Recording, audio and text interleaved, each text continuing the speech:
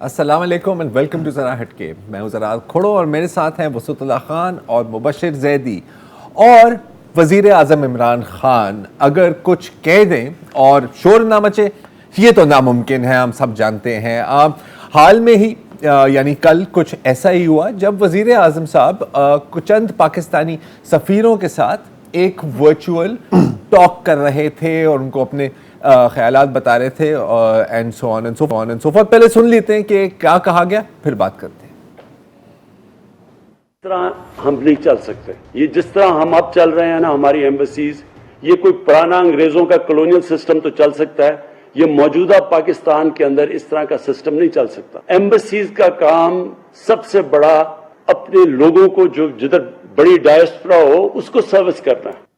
अच्छा, इसके साथ फिर ये भी कहा कि एक वक़्त के इतना काफ़ी था सफ़ीरों के लिए कि वो 2-3 गोरों से मिलके खुश हो जाएं, लेकिन अब वक्त तब्दील हो गया। इसके साथ साथ वज़ीर आज़म साहब ने ये भी कहा कि एम्बेसडर्स को ये भी कोशिश करनी चाहिए कि पाकिस्तान की बिज़नेस या पाकिस्तान की तिजारत को बेहतर करें, और इसमें भारत के सफ़ीरों और डिप्लोमेटिक स्टाफ का भी जिक्र किया। और भी ज़्यादा बहुत बातें हुई हैं, कुछ ही हम एक ही क्लिप हमने चलाया है यहाँ पे। अब इसके बाद क्या हुआ? इसके बाद वही हुआ जो होना था। इंटरेस्टिंग कुछ 1-2 पॉइंट्स हैं, आप बताएं तो बाकी मैं कर पॉइंट्स। दूं। अब ये हो नहीं सकता कि खान साहब जब मैं बरतानिया में था वाला तजुर्बा ना बताएं। तो उन्होंने कहा कि जब मैं बरतानिया में था तो उस वक्त निस्बतन पढ़े लिखे पाकिस्तानियों को सफारत खाने इज़्ज़त देते थे, जबकि मज़दूर तबके से बेइतनाई बरतते थे। सही। अच्छा, फिर उन्होंने कहा जी कि लोग 17 बुनियादी कामों के लिए किसी भी सफारत खाने का रुख करते हैं, लेकिन हमें जो फीडबैक मिला उसमें यह था कि जो रूटीन्स की सर्विसेज हैं उनमें भी ताख़ीर और पेचीदगियां पैदा करना जो है वो उसका तासुर आम है। जो डेट दी जाती है कि जिस डेट पे आप आके ले जाएं, उस पर अक्सर अमल नहीं होता, और लोगों से जो चेहरों पे बेजारी है उसका रवैया अपनाया जाता है, बिलखुसूस यूएई और सऊदी अरब में, हालांकि यहाँ से सबसे ज़्यादा ज़र मुबादला आता है। अच्छा, फिर उन्होंने एक इंटरेस्टिंग बात की। उन्होंने कहा कि ये जो 2 सफारत खाने हैं यूएई और सऊदी अरब के, हमें मालूम है कि इन सफारत खानों पर दबाव बहुत होता है, इसलिए कि सबसे ज़्यादा इमिग्रेंट्स वहाँ हैं, लेकिन उन्हें इजाफी मदद के लिए हेडक्वार्टर को मुत्तला करना चाहिए। नहीं करना, वरना हेडक्वार्टर को तो नहीं पता कि वहाँ प्रेशर कितना है। वो देखें, वो नहीं, ये बड़ी इंटरेस्टिंग बात है कि रोज़ाना वो रिपोर्ट भेजते हैं, रोज़ाना डिप्लोमेटिक ब्रेक जाते हैं, रोज़ाना सारे मवासलाती राब्ते होते हैं। हेडक्वार्टर को ये नहीं पता कि दुनिया में पाकिस्तान की किस एम्बेसी पे ज़्यादा बोझ है या कम बोझ है। अच्छा, वैसे मैं बिल्कुल हैरान नहीं हूँ ये सुन के। अच्छा, बहरहाल इसके बाद क्या हुआ, यही बातें हुई जैसे आप बात कर रहे हैं। आपको याद है कि हाल में फिरदौस आशिक अवान साहिबा की कुछ तल्ख कलामी हुई एक असिस्टेंट कमिश्नर के साथ, और उसके बाद वही जो हुआ वो अभी भी हम देख रहे हैं कि उसके बाद जो सारे जो साबिक सिविल सर्वेंट्स थे वो आ गए, फिर लोग तकसीम हो गए, और जो पाकिस्तानी जो हुकूमत के सपोर्टर हैं वो फिर सिविल सर्वेंट्स के ऊपर चढ़ गए, और उनके सिर्फ हुकूमत के सपोर्टर नहीं, वो पाकिस्तानी भी जो जिनका शायद कोई अच्छा तजर्बा नहीं हुआ ब्यूरोक्रेसी के ख्याल है कि शायद 99% पाकिस्तानी होंगे। यहाँ पर भी ऐसा हुआ। तमीना जंजुआ साहिबा जो साबिक फॉरेन सेक्रेटरी रही हैं पाकिस्तान की, उन्होंने कहा कि जी ये कॉलोनियल माइंडसेट की आप कैसे बात कर सकते हैं। कोविड के दौरान एक वो मिसाल दे रही हैं कि वुहान में सफारत खानों ने ना सिर्फ जो फंसे हुए पाकिस्तानी थे उनका ख्याल रखा, बल्कि उनमें खाना भी तकसीम किया, वॉलंटियर भी किया, और ये जो इश्यूज़ हैं जिनकी तरफ वज़ीर आज़म साहब ने इशारा किया है, ये बकौल तमीना जंजुआ साहिबा सिस्टेमिक इश्यूज़ हैं और इनको ट्वीट से हल नहीं किया जाता। फिर जलील अब्बास जिलानी साहब आ गए, साबिक सफ़ीर रहे हैं हमारे अमेरिका के। उन्होंने कहा कि फ़ॉरेन सर्विस को दहाइयों से निगलेक्ट किया गया है, पॉलिटिकल पैरालिसिस है, वसाइल की कमी है, लेकिन इसके बावजूद हम पूरी अपनी कोशिश करते हैं। और उन्होंने ये भी कहा, और ये पॉइंट उनका एक बड़ा लेजिटिमेट है, ये मैं मानता हूँ, कि जिन चीज़ों की बातें हो रही हैं कि जी जैसे नाइकॉप में देर हो रही है या मैरिज सर्टिफिकेट डिग्रीज की अटेस्टेशन, ये मिशंस का काम नहीं है। मिशंस उनको आगे भेजती हैं जैसे नादरा को या HEC को, और अगर वहाँ से कोई ताख़ीर होती है तो ये मिशंस की गलती नहीं है। ये बात सही है। आगे डिबेट करने से पहले मेरा ख्याल है कि ये जानना ज़रूरी है कि किस कॉन्टेक्स्ट में ये बात की अभी वज़ीर आज़म साहब ने। तो मुबशिर थोड़ा सा इसका बैकग्राउंड बताएं, क्योंकि इससे पहले काफ़ी कंप्लेंट्स आई थी, बिलखसूस मेरा ख्याल है कि सऊदी अरेबिया की मिशन, UAE के मिशन के बारे में। जी मुबशिर जी देखें ज़रार, सबसे पहले तो बात यह है कि जो कंप्लेंट लोगों की है, और हमारे प्रोग्राम्स में भी अक्सर फ़ोन आते हैं लोगों के, ख़ुसूसन सऊदी अरब से, UAE से, कि जिन्हें हमारा ये मसला है और सिफारत खाना नहीं सुन रहा। अब बहुत कंप्लेंट्स हैं ऐसी। मसला ये हुआ कि फिर जब उन्होंने देखा कि लोगों ने के मिशंस नहीं सुन रहे हैं, तो उन्होंने जो वज़ीर आज़म का पोर्टल है, सिटीजन्स पोर्टल, उस पर कंप्लेंट्स भेजनी शुरू की, और वहाँ से फिर ये चीज़ इनिशिएट हुई कि ऐसा क्यों नहीं हो रहा। जब सऊदी अरब से सफ़ीर बुलाए गए वापस, तो बिल्कुल मेरे ख्याल में जायज़ बुलाए गए, क्योंकि वहाँ बहुत ज़्यादा लोगों का ये शिकायत थी कि सिफारत खाना हमारी बात नहीं सुनता। और जैसे वुसत साहब ने भी कहा, और जो हकीकत भी है कि वहाँ ज़्यादातर UAE और सऊदी अरब में हमारी लेबर फोर्स है, मज़दूर हैं बेचारे, वहाँ काम करते हैं, पढ़े लिखे नहीं हैं। वो अगर हमारे मिशन जाएं तो उन्हें तो गार्ड ही अंदर नहीं जाने देता। सबसे पहली बात ये कि उन्हें पहली कोशिश ये होती है कि उन्हें भगा दें। ठीक है, आपने देखा कोविड के मामले में हो गए, या अगर वहाँ कोई हमारा पाकिस्तानी कैद हो गया, या बेरोजगारी तो हो हमारे गई, मिशंस या हमारी या बेरोजगारी हो गई, या वीज़ा ओवरस्टे हो गया, जो कि एक छोटी चीज़ है। बिल्कुल, हज़ार मसले, वो मसले वहाँ सॉल्व नहीं होते। वो मसले जो है इवेंचुअली उनको वहाँ से टरखा दिया जाता है, जिसके बाद वो जाहिर है सऊदी अथॉरिटीज़ या UAE की अथॉरिटीज़ उनको जेल में धर देती हैं, और वो कम अज़ कम उनको सालों लग जाते हैं, और कभी हमारा मिशन जा कर के उनका हाल नहीं पूछता। जेल में वो कहते हैं कि जनाब वो सऊदी हुकूमत की एक पॉलिसी है, उन्होंने किया है, इन लोगों ने जो है लॉ वायलेट किया है, तो हम क्या कर सकते हैं। अच्छा, ऐसा नहीं होता। इंटरेस्टिंगली वज़ीर आज़म ने इंडिया की मिसाल दी जी, और हमने देखा कि एक प्रोएक्टिव, जिस पर खासे लोग यहाँ पे जुज़बुज़ भी हैं कि जी इंडिया का नाम ले दिया आपने, तो बात यह है कि एक प्रोएक्टिव डिप्लोमेसी हमने देखी नहीं। जो बाबूस का हमारा रवैया है, फ्रैंकली बताऊं कि हमारे जो एम्बेसडर लगते हैं, शायद UAE और सऊदी अरब में ना सही, मगर अमेरिका और यूरोपियन स्टेशंस पर जाते हैं, तो उसमें से बेशतर जो है वहाँ ओवरस्टे करते हैं, कोशिश यही करते हैं कि वापस ना आए, या बहुत सा स्टाफ ऐसा होता है जो वहाँ रह जाएं और लीव ले लें, फिर वहाँ की ले लें। जाहिर है पर्क्स भी उन्हें मिलते हैं।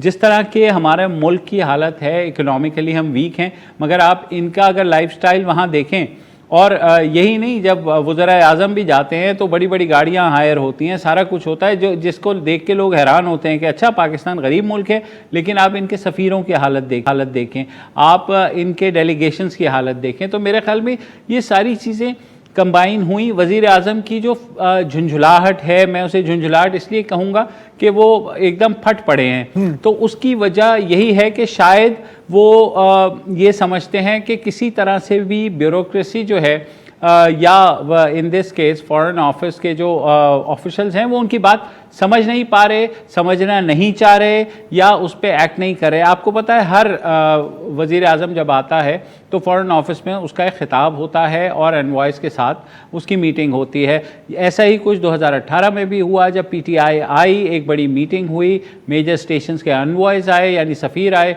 और उनसे वज़ीर आज़म ने उनको हिदायत दी कि भाई ट्रेड डिप्लोमेसी हमने करनी है, पाकिस्तान मुश्किल में है, हमें चीज़ें वो करनी है। प्रोएक्टिवली नहीं हुआ, उसमें आप कुछ भी कह सकते हैं, हमारे हुकूमत की पॉलिसीज़ भी कह सकते हैं।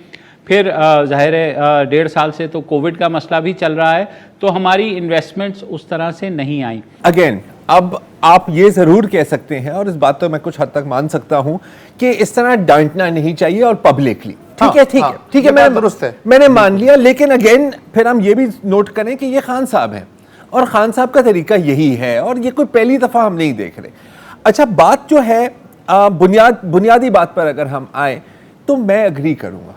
ठीक है, अगेन आप भी अग्री कर रहे हैं, मुबशिर आप भी अग्री कर रहे हैं कि यार वो पुराने तरीके से आप नहीं चल सकते। अच्छा, पुराना तरीका क्या है? ठीक है, अगर आप कहें कि आप मगरिब में आप ऑनवॉय बन गए, आपकी लॉटरी निकल आई, सर एक्सेलेंसी करके 4 डिप्लोमेट से मिलना या 3 सहाफियों के साथ डिनर करना और फिर हर 14 अगस्त मिठाई का डब्बा देना जिसके ऊपर सर जब जिसके कोटे पे अपॉइंटमेंट हो गए एम्बेसडर्स के भी और अटैचीज के भी, तो फिर तो नहीं, वो होगा। मैं ये नहीं बात कर रहा कि क्या होता, मैं कह रहा क्या होना नहीं चाहिए और क्या होना चाहिए। ठीक है, जैसे आप बात कर रहे हैं ना, हर 14 अगस्त अगर आप मिठाई का डब्बा भेज देते हैं जिसके ऊपर छोटा सा झंडा है और बड़ी सी सफीर साहब की तस्वीर है, इससे काम नहीं चलता। ठीक है, अब आप ये सवाल पूछ सकते हैं और ये बनता है कि आपने कितना फैसिलिटेट किया है या कितनी हिदायत दी है।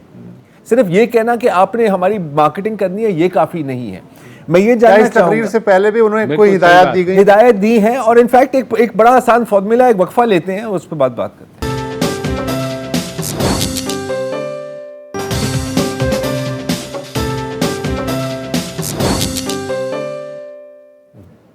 वेलकम बैक जी। अच्छा, अभी जो बात की है और यही बात हो रही थी और इमरान खान साहब ने भी ये बात की कि जो हमारे सफ़ीर हैं और जो हमारे सिफारत खाने हैं, एक काम उनको ये भी करना चाहिए कि अग्रेसिवली पाकिस्तान की मार्केटिंग करें। अच्छा, पाकिस्तान की मार्केटिंग में तो काफ़ी चीज़ें आ जाती हैं, मैं अभी सिर्फ बात करना चाह रहा हूँ पाकिस्तान के प्रोडक्ट्स की या पोटेंशियल एक्सपोर्ट्स की। आपने जो टेक्सटाइल वेक्सटाइल का जिक्र किया, देखें हिमालयन सॉल्ट भी इसके अंदर आती है, जड़ी बूटियाँ भी आती हैं, हलाल मीट की बहुत बड़ी मार्केट है पूरी मिडिल ईस्ट में। हमारा उसमें से हिस्सा बहुत कम है।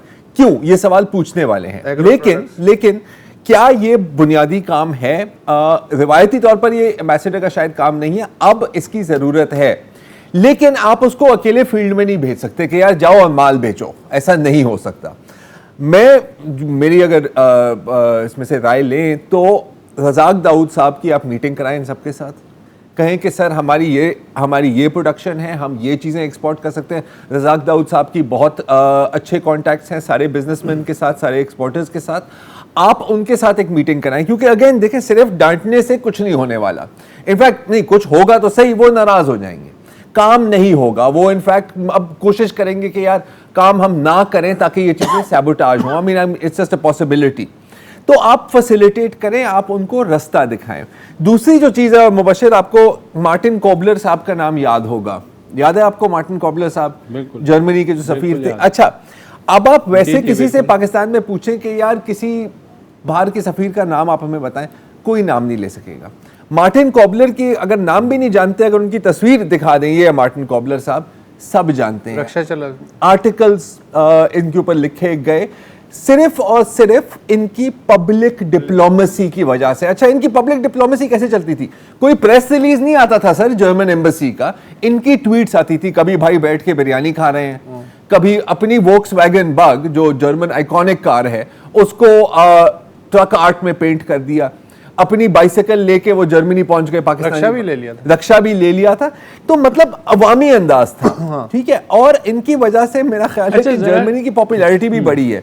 तो देखें, थोड़ा सा ना अपने वो डब्बे में से भी निकलने की जरूरत है, ये एक्सेलेंसी वाली जो चीज। लेकिन जरा मसला ये कि देखें, डब्बे से निकलने के लिए ना हमें एक सिस्टम बनाना पड़ेगा। जैसे आपने कहा रज़ाक दाऊद साहब से मीटिंग करें, हमारे यहाँ मसला ये है कि देखें एम्बेसडर्स जो है ना वो ज़ाती पसंद नापसंद की बुनियाद पर तैनात होते हैं। ठीक है, फेवर्ड वंस को हम एम्बेसडर बना देते हैं और उनकी फॉरेन ऑफिस में तो ब्रीफिंग होती है, मगर जो हमारी फॉरेन पॉलिसी है उसका सबसे बड़ा मसला ये है कि हमारी तमाम ममालिक के साथ सिर्फ ट्रांजैक्शनल रिलेशनशिप रही है, चाहे वो यूएस हो जाए, चाहे और बड़ी पावर्स की मैं बात कर रहा हूँ। ठीक है, यूके, सऊदी अरब और यूएई को छोड़ करके, फिर अफ्रीका में तो हम बिल्कुल ही कहीं कोई इनिशिएटिव नहीं है। तो इनिशिएटिव कहाँ से आता है? देखिए, इनिशिएटिव आता है गवर्नमेंट से। गवर्नमेंट बैठ करके उनको समझाए। खान साहब के एक लेक्चर से ये चीज़ें नहीं बदलेंगी, आपको जब तक सिस्टम नहीं बनाएंगे कुछ भी नहीं बदलेगा। यही वजह है कि खान साहब की जो झुंझुलाहट है उसकी वजह यही है कि क्यों कुछ नहीं बदल रहा, क्योंकि आप डंडा लेकर के, ठीक है आपने बड़ा अच्छा किया, उनको वो कर दिया, मगर अब क्या होगा? ब्यूरोक्रेसी जिस तरह रजिस्ट किया कि नहीं जी नैब पकड़ लेगी, हम तो किसी कागज़ पे साइन नहीं करेंगे।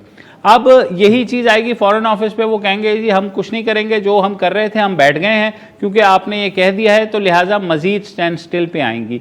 मेरे ख्याल में इस पेप टॉक के बाद अब ये काम है शाह महमूद talk, कुरैशी बहुत साहब खूब। का कि वो इंगेज करें उन्हें दोबारा और कहें कि जनाब देखें, इसका मतलब ये नहीं था कि सबको एक ही उसमें लपेट रहे हैं। इसका मकसद ये था कि हमें एक सिस्टम बनाना है। और बारहा देखें बात हो रही है ट्रेड डिप्लोमेसी की, बदकिस्मती से हमारे मुल्क में थिंक टैंक्स को लेकर के कोई इस तरह की फीडबैक फॉरेन ऑफिस को नहीं दी जाती। फॉरेन ऑफिस थिंक टैंक्स जो एक दूसरे को अपना कंपेटिटर समझते हैं, हालांकि कंपेटिटर नहीं है। इंडिया में जो है यूनिवर्सिटीज़ की रिसर्च होती है, दूसरे अमेरिका में होती है, आपको पता है, सबके सब तब फॉरेन पॉलिसी बनती है। हमारी फॉरेन पॉलिसी बदकिस्मती से जी हमारी फॉरेन पॉलिसी सिर्फ उर्दू की फॉरेन पॉलिसी है कि जो फॉरेन आपने पॉलिसी बना दी है, खान साहब ने कह दिया है और उसके ऊपर आप भुट्टो साहब ने दो बड़े ज़बरदस्त काम किए थे। अगर उन्हें आगे बढ़ाया जाता और उनको वक्त के साथ साथ पॉलिश किया जाता, एक तो ये कि मुझे याद है 72 में जैसे ही वो पावर में आए, वो टर्की गए, इज़मीर में सारे एम्बेसडर्स की एक कॉन्फ्रेंस हुई और उनसे कहा कि अब पाकिस्तान चूँकि आधा रह गया है तो हमें नए चैलेंजेस में किस तरह आगे बढ़ना है। सिर्फ मुझे इस तरह की कॉन्फ्रेंस याद है जो प्राइम मिनिस्टर ने सदारत की थी इज़मीर में।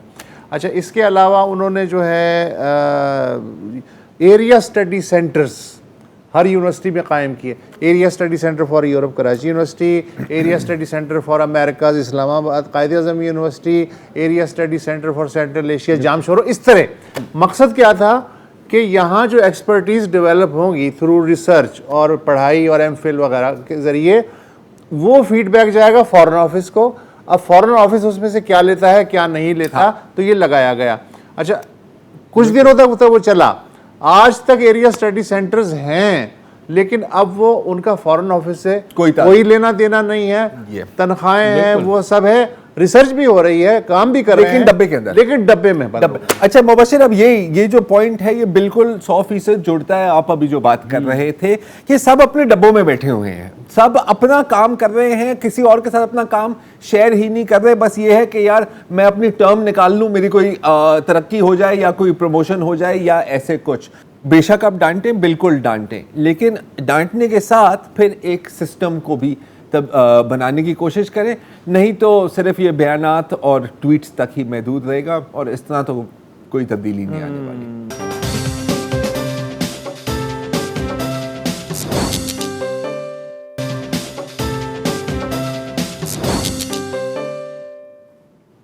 Welcome back. अच्छा, लाइफस्टाइल टिप्स हमेशा बड़ी मकबूल रहती हैं। क्या खाना चाहिए, कैसे खाना चाहिए, कब खाना चाहिए, मतलब ये जो stay healthy tips morning shows में भी डिस्कस होती हैं, पूरी मैगज़ीन के आर्टिकल्स छपते हैं, बल्कि पूरी मैगज़ीन्स इस पर डेडिकेट होती हैं, पूरे यूट्यूब चैनल्स हैं जिसमें सिर्फ यही बात की जाती है और काफ़ी टिकटॉक वीडियोज़ हैं और ये सब काफ़ी अच्छा धंधा भी कर लेती हैं क्योंकि ये ऐसी चीज़ें हैं जो हम सब जानना चाहते हैं। लेकिन अक्सर ये हम देखते हैं, अगर हम थोड़ी सी तहकीक करें, कि ये वही बातें हैं जो हमारे बड़े, हमारे बुजुर्ग सदियों से हमें सिखाने की कोशिश कर रहे हैं। अलबत्ता बल्कि कुछ तो ऐसी बातें हैं जो बाकायदा हमारी दीन का हिस्सा हैं, जिनका सुन्नत रसूल और हदीस में भी जिक्र है। मैं आपको एक मिसाल देता हूँ। एक हदीस नबवी है कि अब जब आप खाना खाएं तो पूरा अपना पेट ना भरा करें। ये कहा गया है कि आप एक तीसरा हिस्सा खाने से भरें, एक तीसरा हिस्सा पानी से भरें और बाकी आप हवा से भरें, यानी खाली छोड़ दें। और बिल्कुल हदीस है, हम इसको मानते हैं, लेकिन क्यों? आखिरकार मेरा पेट, मेरी मर्जी, मैं क्यों ना भरूं इसे? अच्छा, इसके पीछे एक पूरी साइंस भी है और साइंस ये है कि हमारा जो पेट है वो नेचुरली काफ़ी छोटा होता है। जितने भी मोटे हो, पेट आपका इतना बड़ा नहीं होता कुदरतन। जब हम इसको पूरा भर लेते, जब हम खाना खाते हैं तो फिर निज़ाम हज़म आपका शुरू हो जाता है और गैसेस रिलीज़ हो जाती हैं। तो उन गैसेस के लिए आपको थोड़ी सी जगह चाहिए होती है। अगर आप अपना पूरा पेट भर लेंगे और ऊपर से पानी भी पी लेंगे तो वो गैस की वजह से आपका पेट मज़ीद फूलेगा। अगर ये आप करते रहे तो फिर आपका पेट का साइज़ परमानेंटली बढ़ जाएगा और हर दफ़ा जब आप खाने जाएंगे तो आपको ज़्यादा खाना पड़ेगा। इससे ना सिर्फ मोटापा होगा बल्कि इसके साथ आपकी हाजमे की भी काफ़ी बीमारियां हो सकती हैं। ये काफ़ी इंटरेस्टिंग मुझे बात लगी कि ये जो रिवायत है या ये जो एडवाइस है ये इस्लाम तक महदूद नहीं है। जापान में इसी को हारा हाचीबू कहा जाता है, जिसका अगर मैं तर्जुमा करूं तकरीबन ये है कि 80% भरा हुआ पेट, कि 20% इसको आप खाली रखें। अच्छा, ये ज़्यादातर ये इस पर अमल जापानी ही करते हैं, लेकिन ये शुरू हुआ चाइनीज़ फिलोसोफर कन्फ्यूशियस से पता नहीं कितने हज़ार साल पहले। उसने पहले कहा था कि जी बेटा अगर खाना है तो ऐसे खाओ। अच्छा, आयुर्वेद में भी इसका ही जिक्र है, और बिल्कुल इनफैक्ट यही बात की है कि तीसरा हिस्सा अपने पेट का हमेशा आप खाली रखें। अब मसला ये है कि आपके पेट जब तक आपके दिमाग को बताता है कि सर चीज़ें अब मैं फुल हो गया हूँ, इट इज़ टू लेट। तो अगेन यहाँ पर हम अगर हम सुन्नत को देखें तो एक ये कहा गया है कि अगर आप थोड़ा सा अपने जहन को लगा कर खाना खाएं, और तो आप अगर स्लोली खाना खाएं तो ऐसा नहीं होगा। अच्छा, स्लोली खाना कैसे खाया जाए? क्योंकि जब तक आपका 80% पेट भर गया हो, इट्स टू लेट, आप खाते जाएंगे। तो इसमें दो हमें हिदायत दी गई हैं, और वो एक तो है कि कोशिश करें कि आप अकेला खाना ना खाया करें, आप लोगों के साथ बैठ के खाना करें। और ये एक चीज़ प्रूवन है, इस पर स्टडीज़ है कि जब आप लोगों के साथ बैठ के खाना खाते हैं तो थोड़ी सी बातचीत भी होती है, नेचुरली आप स्लो डाउन कर लेते हैं। अब जैसे मेरे साथ ये मसला है कि जब अक्सर बेवक्त बंदा खाना खा रहा होता है, तो मैं जब खाना खा रहा होता हूँ तो एक हाथ में मेरा फ़ोन होता है और सामने मैं टीवी को देख रहा हूँ, मेरा जहन ही नहीं है खाने पर, मैं स्क्रॉल कर रहा हूँ, मैं टीवी देख रहा हूँ और मैं खाते जा रहा हूँ, शायद मैं चबा भी नहीं रहा, खाने को महसूस भी नहीं कर रहा। हाँ, वो असल में खाना आपको खा रहा होता है, खाना मुझे खा रहा होता है। अच्छा, एक और जो हिदायत दी गई है वो है कि बेहतर है कि आप अपने हाथों से खाएं, और इसका भी एक मकसद इसके पीछे ये है कि जब आप अपने हाथों से खा रहे होते हैं तो एक तो नेचुरली निवाला थोड़ा सा छोटा होता है, आपके पास कोई बड़ा चम्मच नहीं है। दूसरा, आप अपने खाने के साथ कनेक्ट भी कर रहे होते हैं, मैं रोटी खा रहा हूँ, मैं सालन खा रहा हूँ, मैं महसूस कर रहा हूँ। इंटरेस्टिंग बात है कि यही कॉन्सेप्ट अगर आप कभी गूगल करें अब माइंडफुल ईटिंग, तो आप देखेंगे वेस्ट में यही बात हो रही है कि जी नहीं, स्लोली खाएं, हाथ से खाएं, आराम से खाएं। आराम से खाएंगे तो आपका पेट, एक तो आप डाइजेस्ट भी कर सकेंगे अच्छी तरह। अच्छा, मुझे एक बात बताओ जी। जैसे आमतौर से कैंडल लाइट डिनर्स या वैसे जो होते हैं 12-12, 14-14 कोर्सेज के जो मील होते हैं, वो 2-2.5 घंटे तक चलते हैं। बिल्कुल चलते हैं। तो उसमें ये फ़ायदेमंद चीज़ है कि आप आहिस्ता आहिस्ता खा रहे हैं, फिर उसके बाद दूसरी चीज़ आ गई, ये मेरे ख्याल चीज़ आ गई, कि या एकदम जो नहीं, एकदम हाँ करके तो खाओगे तो आपका नुकसान ही होगा। अच्छा, पानी पीने में भी यही है, पानी पीने में भी यही है, और इसके ऊपर ये हदीस तो नहीं है बल्कि सुन्नत है कि पानी जब आप पिएं तो आप 3 सांसों में पिएं, ठीक है? मतलब ये नहीं है कि good good good good good करके पिए। अच्छा, इनफैक्ट सॉरी, इसके ऊपर हदीस भी है, वो ये है कि अगर आप ऐसे पानी पिएंगे तो आपकी हमेशा प्यास बुझेगी। अच्छा, इसका भी एक मकसद है, मतलब 3 दफ़ा पानी पिए तो प्यास बुझे, मतलब नहीं, स्लोली पिए, एक एक करके, क्योंकि पानी को आप जज्ब होने का टाइम दे रहे हैं। फिर ये कि सांस की नाली में भी अटक जाएगा अगर आप एक सांस की नाली में भी अटक जाएगा। और दूसरी एक और चीज़ है कि इसका एक बड़ा हेल्थ डैमेज भी आपका ये होता है कि अगर आप एकदम गुड गुड करके पानी पिएंगे तो आप बहुत ज़्यादा पानी पी लेंगे, जो आपका पेट एक वक्त में जज़ब नहीं कर सकता। होता क्या है कि फिर वो अपनी वो कहता है कि यार आपके जो खून का जो वॉल्यूम है, तादाद है, वो एकदम बढ़ जाती है। आपका दिल फिर आपके बॉडी का सिस्टम फिर एक्टिवेट, उसकी एसओपीज एक्टिवेट हो जाती हैं, और वो आपके गुर्दों को कहता है कि यार बहुत ज़्यादा खून बन गया है, इस पानी को किसी तरह निकालें। फिर आपको बाथरूम जाना पड़ता है और आपके गुर्दों पर भी नुकसान होता है। ये एक और भी बात की जाती है अक्सर कि बैठ के पानी पीना चाहिए, ठीक है, खड़े होके नहीं पीना चाहिए। इसमें दोनों बातें आती हैं, क्योंकि कुछ अहादीस हैं कि हज़रत मोहम्मद सल्लल्लाहु अलैहि वसल्लम खड़े होकर भी आब ज़मज़म पी थी और बैठ कर भी पी थी।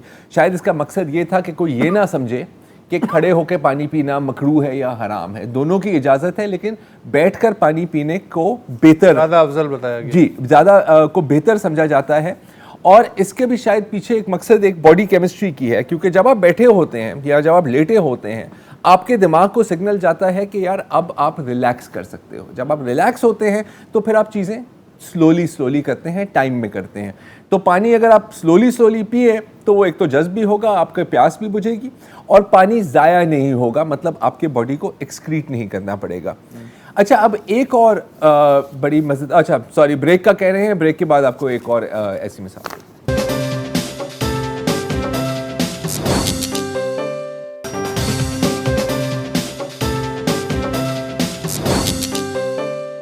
Welcome back. एक और हदीस है जिसका जिक्र करना ज़रूरी है, जिसके मुताबिक हज़रत मोहम्मद सल्लल्लाहु अलैहि वसल्लम ने कहा था कि अगर आपको गुस्सा आ रहा है और आप खड़े हुए हो तो बेहतर है कि आप बैठ जाओ ताकि आपका गुस्सा आपसे निकल जाए, और अगर फिर भी नहीं हुआ तो फिर आप लेट जाएं। अच्छा, अब सुनने में शायद आप कहेंगे कि इस खड़े होने और बैठने से गुस्से का क्या ताल्लुक है, तो थोड़ी सी मैंने इस पर रिसर्च की और काफ़ी इंटरेस्टिंग है। दो साइंसदान थे, हार्मन जोन्स एंड पीटरसन, जिन्होंने एक स्टडी की अमेरिका में शायद, कि कुछ लोगों से, कोई 50 लोगों को लिया, उनको ये नहीं बताया कि हम क्या एक्सपेरिमेंट कर रहे हैं, लेकिन उनसे किसी मौजू पर एक एसे लिखवाई और फिर उन्होंने कहा कि आप दूसरे कमरे में जाकर या तो आप खड़े रहें या कुछ को कहा कि बैठ जाएं और कुछ को कहा कि लेट जाएं, और फिर ऐसे उन्होंने एक्टिंग की कि अगले कमरे में आपकी एसेज को डिस्कस किया जा रहा है और उनको आवाज़ आ रही है वाया स्पीकर। अच्छा, जानबूझकर उनको बुरा भला कहा गया जो रिव्यू कर रहे थे कि यार ये किस तरह की इसने ऐसे लिखी है, इतना अहमक इंसान तो मैंने कभी देखा नहीं है, और इतनी बुरी अंग्रेजी ये क्या है, ताकि उनको गुस्सा आए। इंटरेस्टिंग बात इसमें यह है कि गुस्सा सबको आया, जो खड़ा भी हुआ उसको भी गुस्सा आया, बैठा हुआ उसको भी गुस्सा आया, जो लेटा हुआ है उसको भी गुस्सा आया, लेकिन जो बैठे हुए थे और जो लेटे हुए थे उनके दिमाग में, क्योंकि उसके साथ वो इलेक्ट्रोड्स जो है उनके ब्रेन को भी मॉनिटर कर रहे थे, वो दिमाग का हिस्सा एक्टिवेट नहीं हुआ जहां से आप एक्शन लेते हैं। मतलब कि गुस्सा आया सबको, लेकिन जो खड़े हुए थे उनका दिल चाह रहा था कि यार मैं दूसरे कमरे में जाऊं और इनको मैं कुछ कहूं या इनकी मैं कुट लगाऊं। जो बैठे हुए थे और जो लेटे हुए थे उन्होंने कहा कि चलो कोई बात नहीं, गुस्सा आया, गुस्सा थूक दो। तो आप ये सोचें कि 7वीं सदी में एक बात की गई 1,500 साल पहले, और अब वाया एन एक्चुअल एक्सपेरिमेंट ये चीज़ डिटेक्ट हुई है। और अगर आपको इस एक्सपेरिमेंट का लिंक चाहिए तो ट्विटर पे पूछ लें, I will try and send it to you. अच्छा, अब इस तरह की ज़ाहिर है और भी बहुत चीज़ें हैं। अब ब्रेस्ट फीडिंग के बारे में जो कहा गया था सूरह अल बकरा में, ठीक है, कि अगर मुमकिन है, और जाहिर है कि कभी कभी मुमकिन नहीं होता, ये कोई रूल नहीं है, 2 साल तक माँ को अपने बच्चे को अपना दूध पिलाना चाहिए। अब हमें पता है, हालांकि बीच में एक बड़ा फेज आया था कि जी माँ का दूध क्यों पिला रहे हैं, ये पाउडर वाला मिल्क है, इसमें ज़्यादा ग़िज़ा है, इसमें ज़्यादा वाइटामिन्स हैं। बाकायदा कैंपेन्स चलाई गई इन फार्मास्यूटिकल कंपनीज़ की कि आप ना पिलाया करें। अब हमें पता है कि जो माँ अपना दूध पिलाती है और अगर 2 साल तक पिलाती है, ब्रेस्ट कैंसर कम आपको मिलेगा, आपको ओवेरियन कैंसर कम मिलेगा, ऑस्टियोपोरोसिस जिसमें हड्डियाँ कमज़ोर हो जाती हैं वो कम होते हैं, आपका शेप दोबारा वापस आ जाता है, और फिर बच्चे को भी बहुत ज़्यादा प्रोटेक्शन मिलती है, एंटीबॉडीज़, एलर्जी से आप बच जाते हैं। और ये जो हम देख रहे हैं ना, ख़ासतौर पर जो तरक्की याफ्ता ममालिक में ओबिसिटी का एपिडेमिक, बहुत जो मोटे बच्चे हो रहे हैं, कुछ हद तक एक्सटेंडेड ब्रेस्ट फीडिंग से ओबिसिटी भी कंट्रोल होती है। और भी बहुत बातें हैं, लेकिन मेरा ख्याल है कि आप एक चीज़ एक अफसोसनाक खबर मुझे शेयर करनी थी, दिल्ली से आई थी आज शाम को, कि असर हाजिर के जो उर्दू के सबसे बड़े नक्काद थे प्रोफेसर शमीम हनफी, वो 83 बरस की उम्र में चल बसे हैं। वजह कोविड बताई जाती है। वो ड्रामा निगार भी थे, शायर भी थे, मुसव्विर भी थे। उनका शेरी मजमुआ आखिरी पहर की दस्तक 2015 में शाया हुआ था। अलबत्ता अदबी तनक़ीद उनका ख़ास मैदान था। 20 तनक़ीदी किताबें और सैकड़ों मज़ामीन हर तरफ मौजूद हैं पढ़ने वालों के लिए। अहम तनक़ीदी मजमुओं में जदीदियत की फ़लसफ़ियाना असास, नई शेरी रिवायत, तारीख़, तहज़ीब और तख्लीक़ी तजर्बा, उर्दू कल्चर और तक़सीम की रिवायत, ख़याल की मुसाफ़ित और कारी से मकालमा भी शामिल हैं। बहुत बाकायदगी से पाकिस्तान आते थे, पाकिस्तान का आने का बहुत शौक़ था। जिस सेमिनार में या कॉन्फ्रेंस में होते थे, मुझे बिलमुशाफा भी उनसे हर दफ़ा, यहाँ आर्ट्स काउंसिल में जो उर्दू कॉन्फ्रेंस होती है तो उसमें एक मुस्तकिल मंदूब थे। मतलब उर्दू कॉन्फ्रेंस का मतलब ये था कि डॉक्टर शमीम हनफी दिल्ली से आएंगे। अच्छा, और उनका आमतौर पर खुतबा सदारत होता था, शुरू में ही कॉन्फ्रेंस के इनॉग्रल पे, और कभी कभी एंड पे भी होता था। तो अब अंदाज़ा ये होता है कि वो जो होता है ना, कि क्या अभी अंदाज़ा नहीं हो रहा, थोड़े दिनों बाद होगा जब उनका आदा भी कोई सामने नहीं होगा। अच्छा, एक शेर मुझे उनका मिला, मुझे ऐसा लगा कि मरने से पहले कोविड की सिचुएशन में उन्होंने जो है शायद लिखा है, वो है कि बंद कर ले खिड़कियां, यूं रात को बाहर ना देख, डूबती आंखों से अपने शहर का मंजर ना देख। ये तो मुझे ऐसा लगा जैसे वैसे ये आज दोपहर को ही लिखा। काफी चीजों पर ये पूरा पड़ता है। हाँ, तो बहरहाल शहीद साहब होता है तो अब ये क्लीशे के जी we will miss you but we will really really miss you. इजाज़त ले लें? जी बिल्कुल। तो इजाज़त दीजिए फ़िलहाल, कल तो आपका दिन है, जुमा है, कल हम सुनेंगे और आप बोलिएगा। खुदा हाफिज़।